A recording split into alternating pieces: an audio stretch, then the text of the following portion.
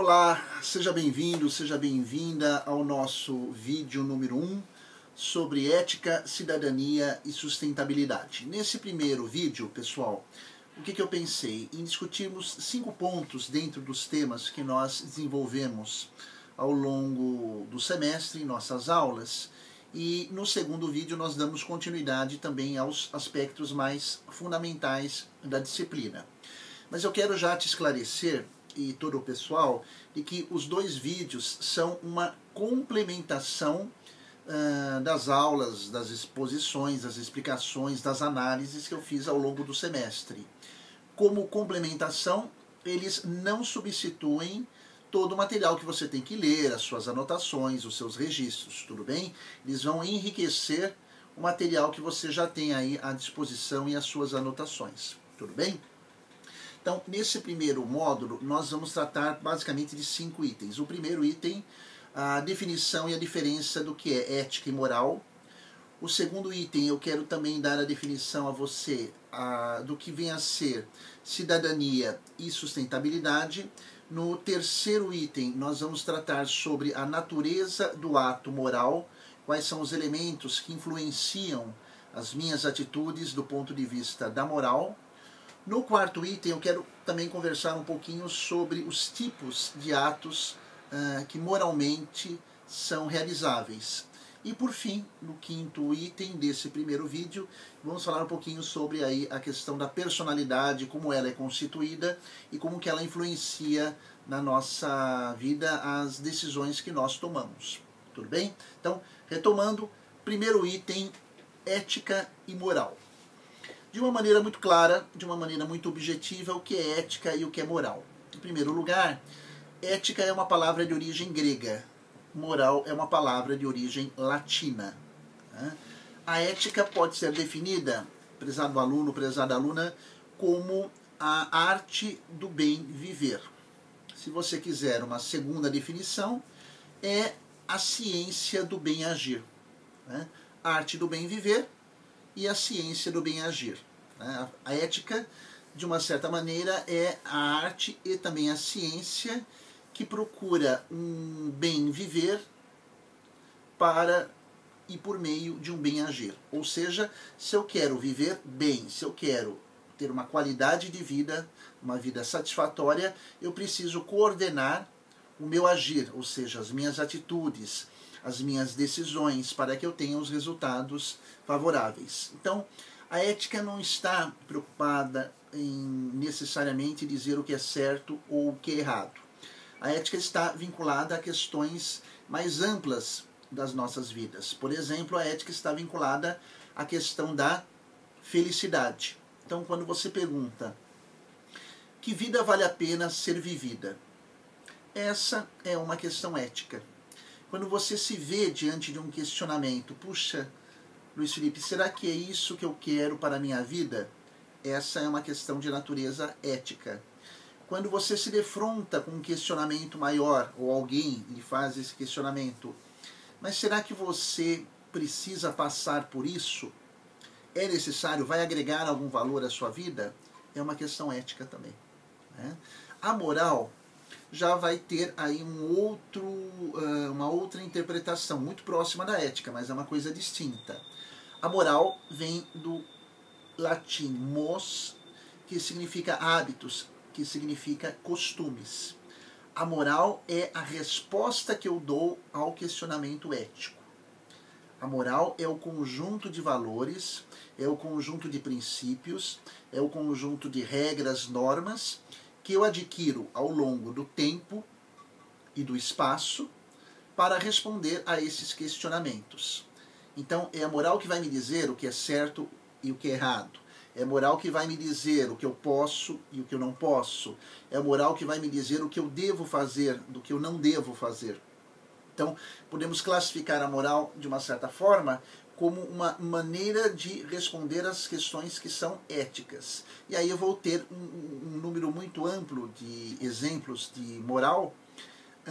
Posso te ilustrar, eu posso falar numa moral cristã, eu posso falar numa moral judaica, eu posso falar numa moral muçulmana, eu posso falar numa moral budista, eu posso falar numa moral consumista, Ou seja, a moral como sendo um arcabouço, né, uma reunião de valores, de normas, de preceitos, vai ser influenciada pelo tempo e pelo espaço. Então, a moral sempre é modificável na medida em que as pessoas mudam, na medida em que as instituições mudam e na medida em que a própria sociedade como um todo evolui, cresce, também se modifica. Então, fica bem claro aí, uma é a área, a ciência de um bem agir em busca de um bem viver. Isso é ética. Né? Que vida vale a pena ser vivida? Uma questão ética. Quem vai me dar as respostas para esse tipo de vida, para esse tipo de agir, vai ser a moral. Né? A moral é sempre um produto circunscrito de um tempo e de um espaço. Tudo bem? Vamos agora para o segundo item, que é cidadania e sustentabilidade.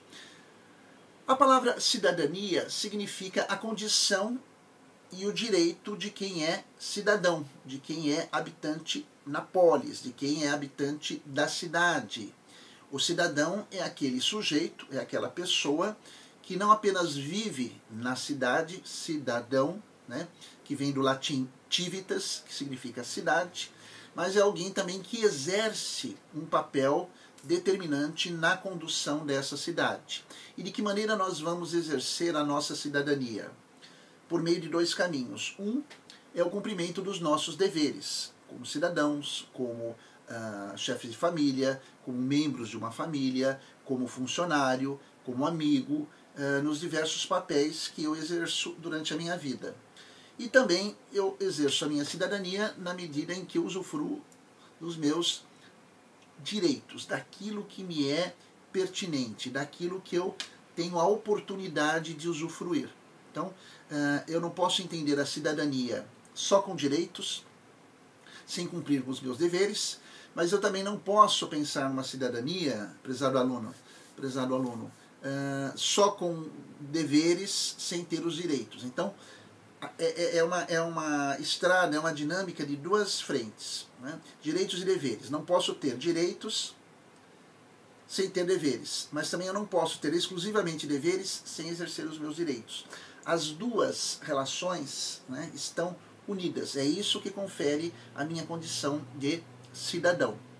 Já o outro conceito, sustentabilidade, refere-se às condições pelas quais nós, habitantes desse planeta, membros desse universo, é a maneira como nós vamos nos relacionar com a produção de algo, com a prestação de serviços, através dos quais nós vamos usufruir das benesses que a natureza oferece, a matéria-prima. Então, sustentabilidade tem muita relação com a maneira pela qual eu me relaciono com a natureza, com o universo e comigo próprio. Então, não é apenas uma questão de economizar a água, que é importantíssimo, não é uma questão apenas de poluir ou não os rios, não é uma questão apenas da preocupação da poluição do ar, mas também uma mudança de mentalidade, de modo que as pessoas, as comunidades, as sociedades, os países e o planeta possam viver nesse mesmo planeta, nessa grande casa, né, que é a nossa mãe Terra, sem destruir os recursos que são limitados, sem destruir os recursos que estão aí para todos. Né? Isso requer um exercício da cidadania muito consciente, né? As pessoas terem a compreensão do que é importante. Né?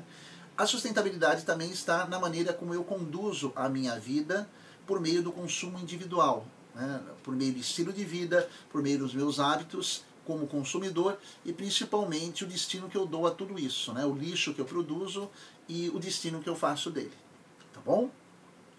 Tudo bem? Primeiro item, segundo item, terceiro item, vamos falar um pouquinho sobre a composição do ato moral. Nós falamos já ética e moral. Agora, esse ato moral, ele é constituído do quê? Como que eu posso definir as minhas atitudes? Vamos lá, muito simples, por meio de dois elementos. O primeiro elemento é a liberdade. Um ato moralmente válido é um ato em que pressupõe que a pessoa tenha liberdade. E o que é liberdade? É a capacidade de eu escolher entre dois elementos, né? alternativa A ou alternativa B. Eu sempre vou ter dois caminhos, o sim e o não, diante da minha escolha. E o segundo elemento, além da liberdade que constitui o ato moral, é a minha inteligência, ou seja, a capacidade que eu tenho de pensar, de raciocinar, de refletir sobre as decisões que eu tomo no exercício da liberdade. Então, veja que interessante, prezada aluna, prezado aluno. Quando eu tomo uma atitude na minha vida, eu faço uso da minha inteligência e também da minha liberdade. Eu não tenho as duas coisas soltas. Uma pressupõe a outra. Inteligência sem liberdade me leva à escravidão. Liberdade sem inteligência me leva a outro extremo, libertinagem, né? Que é o porra-louquismo, com o perdão da palavra, que não deixa de ser também uma outra forma de escravidão. Tudo bem? Tipos de atos morais, agora é a nossa conversa do quarto item. Tá? Então, retomando. Primeiro, diferença entre ética e moral. Segundo, diferença entre cidadania e sustentabilidade. Terceiro, composição do ato moral. Quarto item agora, tipos de atos morais. E nós podemos falar de uma maneira muito ampla que a pessoa tem 3 tipos de atos morais. Ato moralmente válido, em que eu utilizo a inteligência e a vontade, ou a liberdade. Segundo, atos imorais, aqueles atos em que eu vou contra a moral, contra a regra. Eu tenho consciência e mesmo assim eu vou contra a regra moral. E eu posso falar também em atos amorais. A pessoa comete o ato sem ter a consciência de que é um engano. Então, pessoas psicologicamente comprometidas que não têm consciência do que fazem, um bebê recém-nascido que ainda não tem a consciência do certo e do errado, uma pessoa de uma outra cultura que não conhece as normas daquela cidade, daquele país, cometem aí atos amorais. Tudo bem? Então, 3 tipos de atos. Atos moralmente válidos, corretos, éticos, legítimos, em que eu faço uso da liberdade e da inteligência. Atos imoralmente válidos. Eu tenho consciência do erro e mesmo assim faço infringindo a lei. E atos amoralmente válidos ou atos amoralmente não válidos, que não têm aí esse valor. São atos amorais, aqueles atos em que eu não tenho o controle sobre a consciência, a compreensão do que está acontecendo, ok? E finalmente, a personalidade, o que ela é. Né? É o nosso modo de ser, é o nosso modo de agir, é o nosso modo de viver. Ela é constituída basicamente de 2 grandes forças. 30% o nosso temperamento, isso é genético, isso nasce comigo, não tem como eu modificá-lo. Meu temperamento me faz uma pessoa mais introvertida, menos introvertida, mais extrovertida, menos extrovertida. E 70% da minha educação, dos valores morais que eu recebo. Então a minha personalidade pode ser modificada a partir desses 70% de valores que eu adquiro por meio da educação. 30 temperamento, 30 valores morais, eu tenho a personalidade de uma pessoa, ok? Assista esse vídeo quantas vezes você quiser e no segundo vídeo nós daremos continuidade a alguns outros tópicos da disciplina de ética, cidadania e sustentabilidade, ok? Um abração, nos vemos no próximo encontro. Tchau!